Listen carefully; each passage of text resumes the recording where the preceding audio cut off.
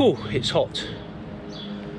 We're still in the marina at Finnecoe. We haven't made it out yet. And we're hiding under a tree. Yeah, because it's 34 degrees at the moment and it's not the hottest part of the day yet. I'm recovering really well, aren't I? I didn't think I'd recover so quickly. And to be honest, I think it's due to all the great well wishers that we've had. Yeah, it really does help. You know, overwhelmed, absolutely overwhelmed. So thank you. Yeah, if you've put something in the comments, or you've contacted us on Facebook, or you've emailed us, bought us a beer, every little helped. You know, guys, thank you so much. It really does mean a lot. Patreons, you know, what can I say? A few have stepped up their contributions. We've got a couple of new ones. We'll mention them by name when they get back to us, because we don't mention Patreons without their permission, just for their own privacy. Some people like to become anonymous, or sorry, remain anonymous. This week's video is kind of an educational video, I guess, in a way. We have been on the water now for 5 years as liveaboards, and we haven't found it necessary to have a Watermaker.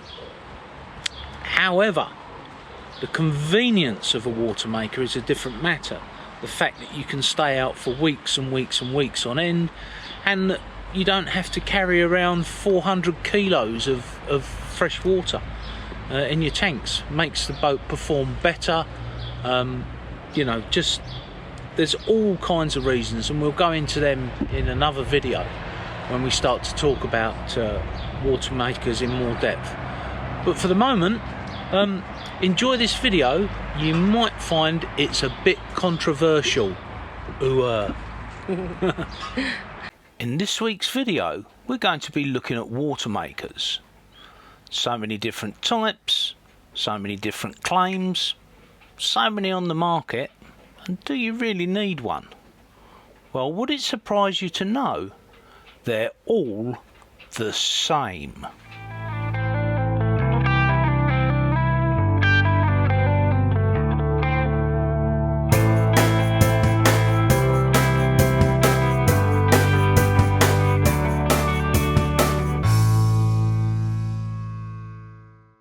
All reverse osmosis Watermakers work in the same way and have the same basic parts. All reverse osmosis Watermakers use a membrane. One like this, or maybe one of these. But they all have a membrane and they all work in exactly the same way. Some membranes are big and some membranes are small. Some are in banks of more than one, and some are slightly shorter than others, being 20 inches rather than the standard 40 inches. But they're all the same.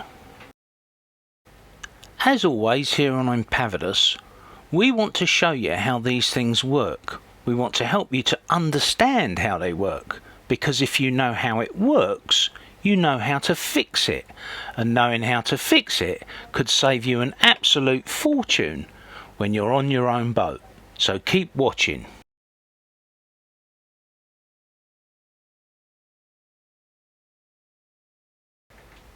Okay, the natural flow of dilute into a concentrate. That's what osmosis is, from a dilute solution to a concentrate solution. Reverse osmosis is the exact opposite. The driving force of the reverse osmosis process is applied pressure. The amount of energy required for osmotic separation is directly related to the salinity or salt content of the solution.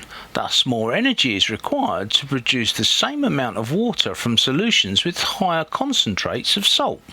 Therefore, the saltier the solution, the more energy is required to get pure water out of that solution. Make sense? Reverse osmosis membranes work like a big filter.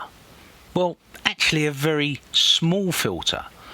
The size in the filter gaps are so small that actually water can get through, but salt can't. High pressure water is forced into the membrane, through which it diffuses, and the brine water comes out one way, whereas wastewater and purified water comes out the other way. You can think of it as simply a very small sieve. So to push this water or liquid through the membrane takes an awful lot of pressure. How much pressure does it take? This is a performance data table from Dow Filmtech, who make most of the world's RO membranes. And most of these membranes have a feed pressure of around 800 psi. They have a maximum pressure of around 1200 psi, and they also have a flow rate in accordance with their size and their breadth and their length. So in summary, all RO membranes work in the same way, at roughly the same pressure, and it's only their flow rates and size which differs. To get that pressure, you need to have a pump. You need a pump that does about 800 psi working pressure, 6,000 to 9,000 gallons per day, that's 22,700 litres per day, and you need a duty cycle on that pump that allows it to work 100% of the time. It's no good your Watermaker packing up because it's too hot after 15 minutes of running. 100% duty cycle is what you need. Well, we've established you need a high pressure pump, but there's also the way you drive that pump. You can drive it with 12 volt, or you can drive it with mains, 110 or 240 volt, depending where in the world you are. You can even use something like a Karcher K4, which is a 100% duty cycle water-cooled pump, to achieve the same thing. Remember, it's 800 psi to 1200 psi, and the flow rate that's important. One variance is how these pumps are driven, for example by mains voltage or by petrol motor, gasoline. But the basics are exactly the same. They have a membrane, and a membrane which is in a pressure vessel. Schenker's system, pretty much the same, although it uses a Clark pump in this particular model. In fact, a lot of the Schenker models use the same Clark pump, but just different size membranes. Look closely at any of the systems and you'll start to identify the components which are common across all of these RO Watermakers. They're all the same. The two basic components are membranes and pumps. How those pumps are driven is a different matter. One of the most economic of these pumps is called a Clark pump. Now, without going into the laws of hydrodynamics and hydraulics, I'm going to make this really simple. A Clark pump uses a large surface area of pressure to make a small surface area of pressure higher, like this. The best way to describe it is it's a bit like the brakes on your car. A small movement of the pedal gives you a large braking force, and that's due to hydraulics. Now, that's probably not a good, accurate description, but if you can think of a better way of putting it quickly and simply, put something in the comments. Okay, summary time.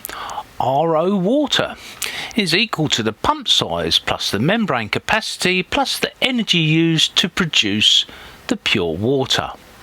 Watts per litre or watts per gallon are what we measure the efficiency in, and you need to think about where that set amount of energy is going to come from, be it solar or mains or lithium or engine or whatever. So what size Watermaker do I need? Well, size matters, and it doesn't matter what type of pump you're using to drive the water through your membrane. You need to think about the amount of water which you're going to use in a given period. Like solar energy, it's the amount you use which defines the amount you need, not the other way round. So let's look at the basic setup. First you need a raw water inlet, somewhere the water comes in, and you need to be able to shut that off. Unfixed units like the Rainman system just have a hose that simply dangles in the sea if you need it, although they can be permanently plumbed in. You'll need some kind of strainer either on the end of the hose or in the line, and then you'll need a low pressure pump. A low pressure pump will then feed a 5 or maybe 10 micron filter. This will take out any of the larger particles that can't go through the high pressure pump. Your high pressure pump will need a means of driving it, either 12 volt, 110 volt or 240 volt or even 3 phase, unless you've got a Clark pump, in which case it works in a different way. Salt water is then forced through the membrane at around 800 psi, and this separates out the water from the salt and other impurities. The flow of water through the membrane, and thus the brine water as well, is regulated by a needle valve, and sometimes this will include a pressure gauge as well. Putting all of these components together in a system is what makes a Watermaker. And yes, they all contain the basic same components and all work in exactly the same way. Salt water is picked up from the sea, it goes through a number of filtration systems, it's brought up to high pressure, and then it's put through a membrane. The driving force for the primary pump, or the type of primary pump, may well differ. However, the principle is exactly the same. In order to flush or pickle the system, you'll need to add a secondary filter and possibly a secondary pump. But again, these systems are all exactly the same. They can be activated manually via a set of valves, or they can be activated electronically using electrical valves, and those electrical valves again are available on eBay. It's quite easy to do actually. So there you are. That's how your Watermaker works. Well, there we go. They're all the same. What's the difference? Well, obviously there's the amount of water that they produce and the amount of energy that they take to produce that water. So and there's all different kinds of styles and designs, but they all work in exactly the same way. We have a Watermaker now. It's second hand. It produces around 57 to 63 litres per hour, which is more than enough. It's 12 volt, it has a Clark pump, which is powered by 2 conventional low pressure pumps. We'll go into that when we do the full install. It is actually installed on the boat at the moment and working, but we're going to refurbish it. We've just received a new membrane from Dow Corning, and we'll go into all that. Meanwhile, guys, thanks for watching. Don't forget to hit the like and subscribe And share. Yeah, absolutely. Share with your friends. Buy us a beer. We could really do with a few people buying us a beer. We've just had a massive outlay to keep me alive. And it's kind of hit us hard. But yeah, buy us a beer or consider becoming a Patreon. You get lots of benefits as a Patreon. At least one update every week, and of course you get to see the videos early, and you get videos which are edited in a different way and include other bits and pieces that subscribers on YouTube don't see. Meanwhile, that's kind of it, isn't it? From a very hot Finnick. Yeah. We'll be out here again in an hour or so for our barbecue. Sorry, no. Oh, a couple of hours, yeah. Couple of hours yet, 2-3 hours yet. They'll light the barbecues at about 4 o'clock and we'll come up and socialise. Unfortunately. For a while. Yeah, For a a little while. while. I'm not allowed to drink. I've got another 5 weeks of not being allowed to have alcohol. But Perrier water's really quite appetising. Yeah.